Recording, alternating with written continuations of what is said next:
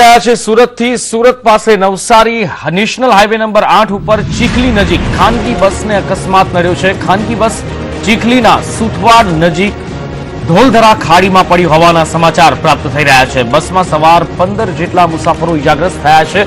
હાલ તમામને સારવાર માટે ખાનગી હોસ્પિટલ ખસેડવામાં આવ્યા છે।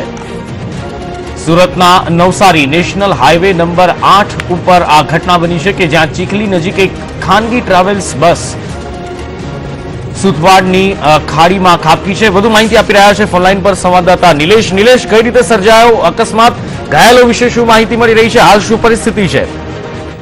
હાલમાં તમામ ઘાયલોને બહાર કાઢી લેવામાં છે। સવારે વહેલી ખાનગી ટ્રાવેલ્સની બસ નવસારીથી બોમ્બે તરફ જઈ રહી હતી ત્યારે ડ્રાઈવરે સ્ટીયરિંગ પરથી કાબુ ગુમાવતા ગાડી નીચે ખાબકી હતી, પરંતુ સદનસીબે કોઈને કઈ ગંભીર ઇજાઓ નથી થઈ।